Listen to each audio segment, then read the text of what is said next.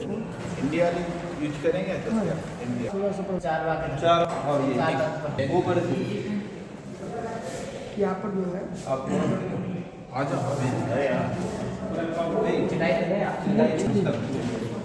मोक्ष जो है आगम से, प्रत्यक्ष से, अर्थापत्ति, अनुमान प्रमाण, एक बार इन सारे प्रमाणों से मोक्ष की व्याख्या की। अर्थापत्ति का जैसे अर्थ से उत्पत्ति को ही अर्थापत्ति बोलते हैं क्या? अर्थ से ज्ञान की उत्पत्ति को अर्थापत्ति बोलते हैं। अर्थापत्ति में हम अनुमान में ही अर्थापत्ति लगा लेते हैं, ये लोग अर्थापत्ति को शुद्ध नहीं मैं मानते। उसका अर्थ शाब्दिक अर्थ पूछ रहा हूँ। अर्थापत्ति अर्थ से उसको समझ लेना, अर्थ से ज्ञान की उत्पत्ति मानते हैं जो अर्थ लोग से उसको ज्ञान की अर्थापत्ति उत्पत्ति कहते हैं। नहीं, अर्थ से ज्ञान की उत्पत्ति मान वो अर्थापत्ति नहीं है। अर्थ से ज्ञान की उत्पत्ति मानते हैं बौद्ध, वे तब हमने उनसे कहा शब्दानुचरण अर्थवत। ठीक है, इसके साथ साथ स्वारण छवसुम लक्षण प्रतिनिमर्थ में स्थापित है। जो प्रकाश पदार्थ से ज्ञान की उत्पत्ति मानते हैं उनके लिए आपने खंडन कर दिया, वो अर्थापत्ति नहीं है। यह अर्थापत्ति से मतलब है कि ऊपर पानी सुगंधित हवा आ रही है, आपने जान लिया ऊपर पानी गिरा हुआ है, तो अर्थात्पत्ति आपने उस हवा के जान करके हवा के माध्यम से पानी का बोध कर लिया, ये अर्थापत्ति। इसको हम लगाते हैं अनुमान में। अच्छा तो जैसे जो लोग प्रमाण के भेद करते हैं उसमें अर्थापत्ति एक अलग मानते हैं और अनुमान एक अलग मानते हैं। हाँ, बे अनुमान को अलग मानते हैं और अर्थापत्ति को अलग मानते हैं। उनके हिसाब से अर्थापत्ति और अनुमान में क्या अंतर है? ये तो बोल रहे हैं ना, साधन से साध्य के ज्ञान का नाम अनुमान है, ठीक है? तो साक्षात अनुमान मान लिया, साधन से साध्य के ज्ञान का नाम अनुमान है। अब अर्थापत्ति और पदार्थ के माध्यम से पदार्थ का ज्ञान, पदार्थ के माध्यम से पदार्थ का ज्ञान। अर्थात्पत्ति। तो पदार्थ के माध्यम पदार्थ का ज्ञान हम अनुमान में डाल देते हैं, पदार्थ के माध्यम से पदार्थ का ज्ञान अनुमान में डाल देते हैं, न कि पदार्थ के माध्यम से ज्ञान की उत्पत्ति। बुद्ध मानते हैं पदार्थ के माध्यम से ज्ञान की उत्पत्ति, पदार्थ के माध्यम से पदार्थ को जानना अर्थात्पत्ति, हमें अनुमान में डाल दिए, ठीक है? और बुद्ध क्या कहता है कि अर्थ के माध्यम से ज्ञान होना, प्रकाश के माध्यम से ज्ञान होना, तो आपने नख तंचर इन सब के माध्यम से खंडन कर दिया।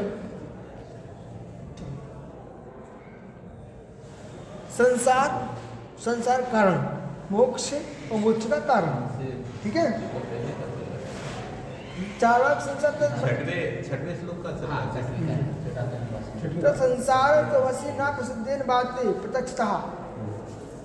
वो चारवा कह रहा है जो संसार है,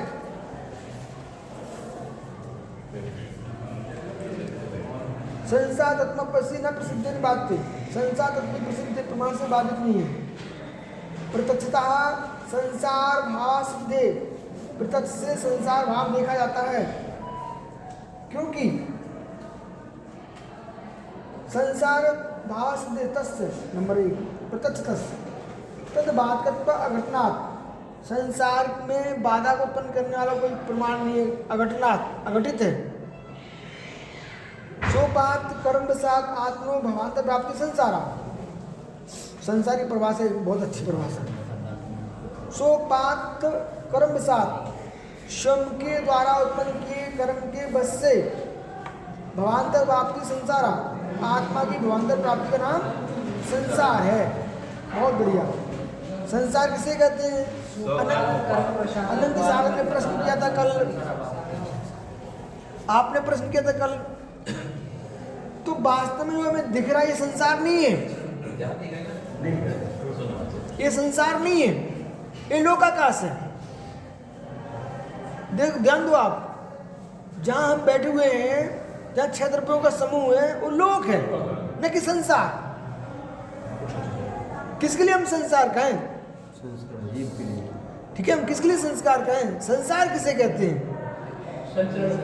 तो संसरण संसार। अब वो संसरण किससे होता है? तो ये कह रहे स्वपात, अपने द्वारा ही उत्पन्न कर्म बसात आत्मनो, कर्म के वश से आत्मा भवांतर वाप्ति संसारा, स्वयं के द्वारा कृत कर्मों से उत्पन्न हुए भवांतर की प्राप्ति का नाम संसार है। संसार, वो एक ही बात है। स न प्रत्यक्ष विषयो अविषयो सा न प्रत्यक्ष विषयो येन प्रत्यक्षतम तम बाध्यते बाध्यत। नंबर 2 3 संसार प्रत्यक्ष विषयत्व संसार प्रत्यक्ष से बाधित नहीं है। प्रत्यक्षत्व ये अभावति न सुव्यक्तम देशांतर कालांतरवर्ती व्यत्यास ये आपसंगात। तो देशांतर कालांतर जो है बृहस्पत्यादि अपि आपसंगात। अरे भाई यदि आप संसार का भाव मानते हो तो लो, हमने क्या उनको बोल दिया, चार वाक के अधिष्ठाता कौन है? बृहस्पति। यदि तुम ऐसा मानते हो तो किसी भी देश में, किसी भी काल में, किसी भी स्थिति में बृहस्पति का भी अभाव का प्रसंग आता है। आपके जो गुरु है ना बृहस्पति, जो अभाव अभाव चिल्लाते रहते हैं प्रत्यक्ष प्रमाण, उनका ही अभाव हो जाएगा। सही है, आप जो दिख रहा है उसी को मान रहे हैं, तो बृहस्पति तो देख ही नहीं रहे, उनके ही अभाव हो जाएगा। न बात देना चार भाग संसार को निराकरण करो तो समाधान। चार भाग संसार का निवारण करता है, उसका समाधान करते हैं। अनुमान तद बाधक, वो क्या कह रहा है? अनुमान प्रमाण से संसार को बाधा आती है। अरे भाई जब तू प्रत्यक्ष प्रमाण मार रहा, कल कहा था ना, जब तू प्रत्यक्ष प्रमाण मार रहा है, अनुमान प्रमाण तुम्हारी लिस्ट में है नहीं, डायरी में, तो तुम फिर अनुमान को क्यों लेके सामने आते हो? चार वाक्य कितने प्रमाण है? चार वाक्य एक ही प्रमाण है, प्रत्यक्ष प्रमाण। जब प्रत्यक्ष प्रमाण मानते आप तो दूसरा खंडन करने का अनुमान को क्यों स्वीकार करते हो? वो कह रहा है अनुमान अनुमानम तद्भावादकत्वम इति चेत। चार बात ठीक है ना। अब चार वाक संसार, अब जैन बोल रहे हैं क्या? और सुनिए, तद्भाव प्रतिवाद लिंग भाव, जैन कह रहा जैन, संसार भावेन सा प्रतिबद्ध लिंग स्वभाव। संसार भावेन सा, संसार का भाव होने से, प्रतिबद्ध से, जो प्रतिबद्ध है, महाराजों की तो नहीं चटाइयाँ, मंदिर में अपनी ध्यान उधर रख। संसार भावेन सा प्रतिबद्ध से, संसार का भाव होने से उसे प्रतिबद्ध लिंग से भावा, लिंग का भी अभाव हो जाएगा।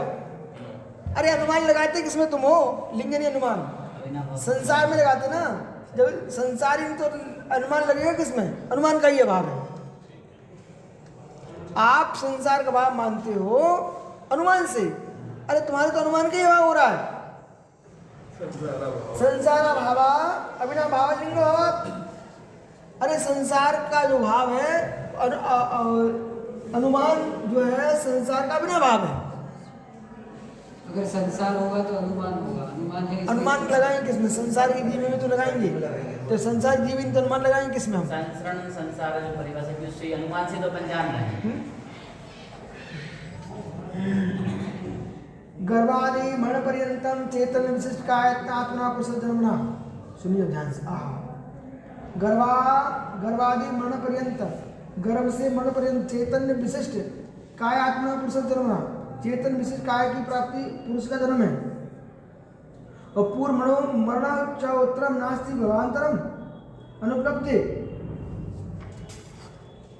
कपुष्पादि अनुपलम्बा संसार भाव ग्राहकम संसारावादकत्वम इति चेत ना तत्व सिद्धि। अब चार वाक क्या कह रहा सुनो, कि चार वाक फिर से बोल रहा है। चार वाक नंबर 7।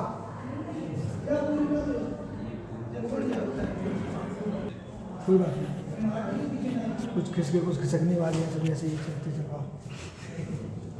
चार वाक कह रहा है गर्भादि पर्यंत चेतन विशेष का आत्मना,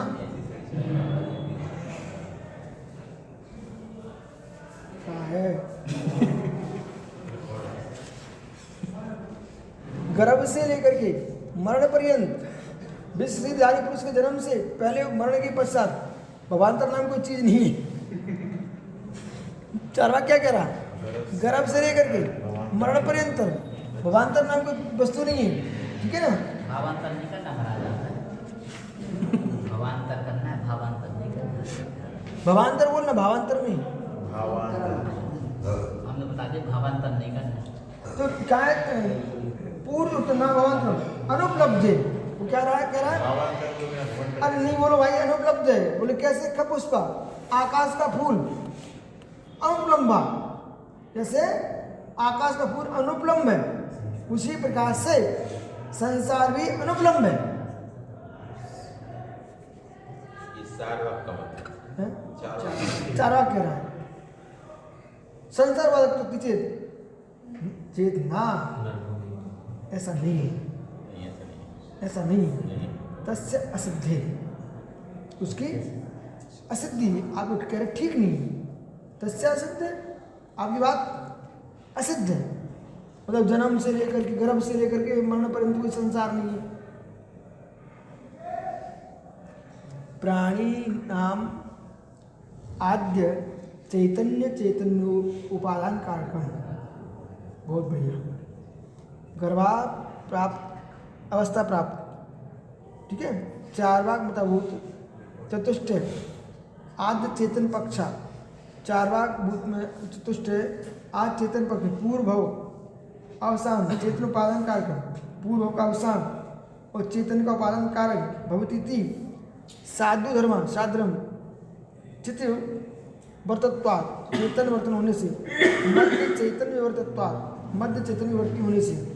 सुनो महात्मा जी, प्राणियों में आदि का चेतन पूर्व के चेतन रूप उपादान कारण है।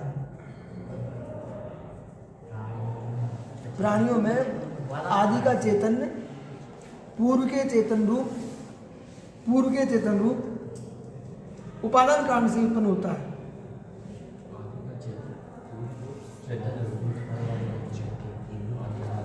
अरे ज्ञानी आदि का चेतन रूप इधर देखो मेरी तरफ, छोटी सी बात तो घुमा रहे। अरे घुमा के बोल रहे हैं। प्राणी नाम आद्य चैतन्यम, आदि का आदि का जो चेतन है, चेतन उपादान कारक, वो चेतन के उपादान कारक है। वो चेतन, ये मालूम क्यों बोल रहे हैं? अग्नि, जल, आकाश, वायु, समझ रहे ना? भूत चतुष्ट जो उत्पत्ति मान रहे ना, उनको कह रहे हैं अरे पागलो, चैतन्य का उपादान चेतन नहीं है। नहीं, गर्भ का आदि चेतन लेना है। गर्भ में जो बोला ना, गर्भ से लिया था हमने, तो आदि चेतन। अरे वो तो चार बार बोल रहे हैं। तो उसी का खंडन आदि चेतन को वही पढ़ना आगे आएगा, आगे वो तो चार बार बोल रहा है। चलो, तो चैतन्य जो जन्म मरण हो रहा है वो पर्याय का प्रमाण है हमारी भाषा में, पर चैतन्य का उपादान क्या है? शरीर नहीं है। उद्गल उपादान, उद्गल चेतन के उपादान। वो ये कह रहा है, तो वो उसकी बात को पहले समझो। गर्भ और जन्म, आदि चेतन। तो गर्भ और जन्म, तो गर्भ हो गया मरण हो गया, गर्भ हो गया मरण हो गया, गर्भ हो गया जन्म मरण हो गया। इसमें चेतन क्या है? ऐसा चार वाक कह रहा है। जन्म से लेकर के मरण पर्यंत कोई चेतन नाम की वस्तु नहीं है, वो ये कह रहा है। तो हम उसको बोल रहे भाई समझ, चैतन्य का उपादान चेतन नहीं है। आदि विशेषण ये पूछ रहे हैं, आदि विशेषण क्यों लगाया उसने? क्या अपन ने आदि विशेषण क्यों लगाया? अच्छा, या आगे आगे आदि चेतन, आदि बोला ना, आदि चेतन। आगे वैसे क्लियर हो रहा है, आगे आदि और पढ़ोगे आप क्लियर हो।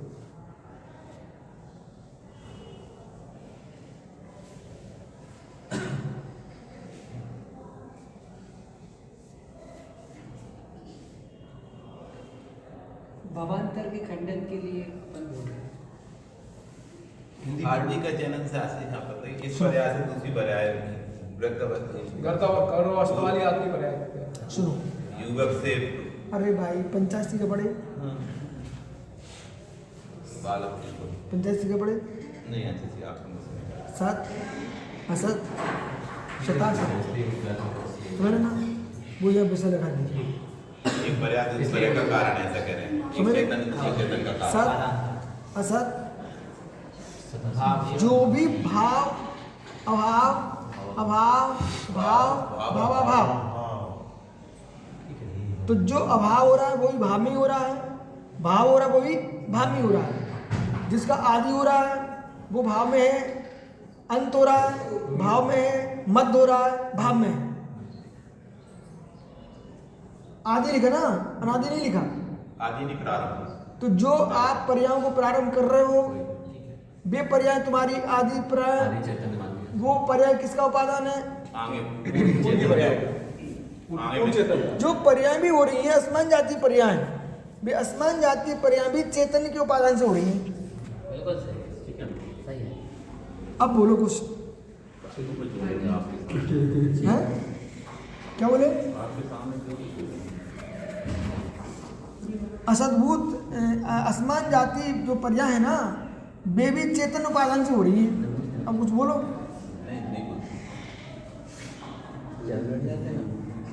वे कर्म का जो बंद हो रहा है ये आ गया एकांकी। जो कर्मठ सुनो भाव सुनो, में ओ ज्ञानी, जो कर्मज भाव है वो भी चेतन के उपादान से हो रहा है। इसके लिए अभी आज यहीं छोड़ दो, लेट हो रहे हैं, कल यहाँ से प्रारंभ करते फिर से। ओ पंडित जी, कल आपको जो कुछ काम करना आप अष्टसहस्री क्लास के पहले कर लिया करो। तो आज अरे कल तो क्लास ही नहीं लिखना है, अष्टमी है परसों, ठीक है? बंद कर लो। बढ़ने बढ़ने का जीव तो है। जीव है इसलिए आ गए ठीक है सर पर, बहुत बढ़िया, खुश है मैं खुश हो गया। आगे भैया बच्चों, 1 मिनट में तो कुछ कहने नहीं पड़ा हमारे लिए। बिना क्योंकि बढ़िया कैसे बढ़ जाएगा? इसलिए अरे मुक्षु, जहाँ कुंद कुंद देव ने कर्म को कर्म का उपादान का है, जीव को जीव का उपादान का है, वहीं पर उन्होंने निमित्त निमित्तिक दृष्टि से परस्पर में स्वीकार भी किया है। किया है, स्वीकार कर दिया है। आप ये जैन कब से हो गए हो? तो जैन ही थे। अच्छा, हम तो चले जाते थे। चलो ठीक है भैया बच्चों, उन्हें तो आज पंडित जी गलत बोल गया। अन्य मतों में नहीं, हम नए में जाते हैं। गलत बोल गए। अरे भाई कृष्ण गलत। आपने क्या बोला? अन्य मतों में चलेगा? अरे मतार्थ की व्याख्या करना अन्य मत में यहाँ नहीं होता है। अन्य मत को स्वीकार कर लेना अन्य मत होता है। गलत बात। हम मतार्थ की बात क्या व्याख्या कर रहे हैं, उसी में आप आ गए तो बोले मत अन्य मत में चलेगा। अरे अन्य मत में नहीं गए, अरे जिन मत में बैठ करके अन्य मत का खंडन कर रहे हैं आप जैसे मुमुक्षुओं का। स्वामी भी कर रहे हैं।